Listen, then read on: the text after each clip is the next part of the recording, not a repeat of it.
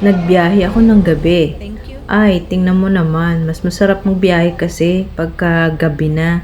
Walang traffic, malamig, hindi masyadong maraming tao.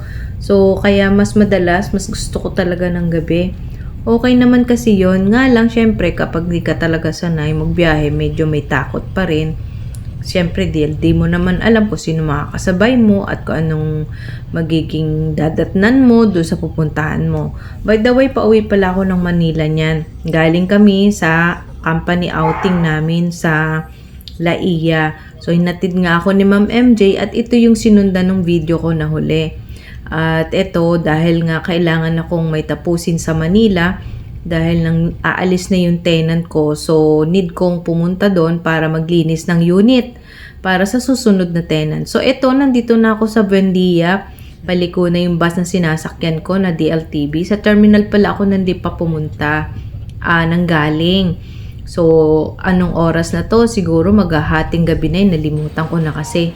So eto na, dito ako bumaba sa Buendia. At dito sa may TAF na to, nandito yung abangan ng mga van papunta ng Espanya hanggang Fairview yan. So eto, buti na lang, may van pa na halos pailan ako na nakasakay. Swerte ko dahil sa unahan ako. Kaya nakunan ko ng video yung dinadaanan ko. Andito na ngayon ako sa may City Hall ng Manila. Medyo malapit-lapit na rin ako. Kaya habang binabaybay ko yan, iniisip ko na lang na napakabilis na naging biyahe ko nitong gabing yan kahit na maulan.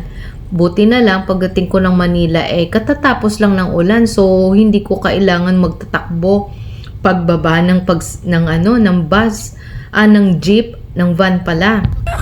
Kasi nga wala akong payong dahil nga pinanggalingan ko resort.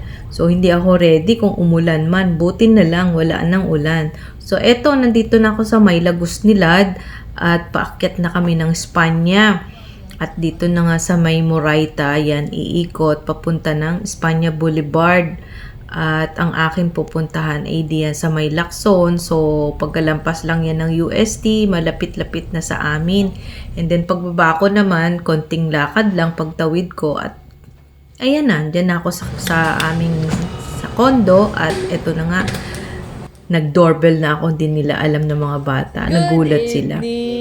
Yung na pagdating ko, sinalubong ang ako ng mga bata, tsaka ni Rose, tsaka ni Aba. Ayan, tuwan-tuwa naman yung mga apo ko at dumating ang kanilang lola, mami. At gabi na nga lang, kaya sila hindi pa natutulog ay iniintay daw ako na dumating. Akala ko din nila alam pala nila. So ayan, inaabangan nila yung pinagkaguluhan nila yung sinaron ko dun sa amin sa outing. So, yun lang. Maraming salamat sa panonood. Good night. Thank you for watching. Bye-bye.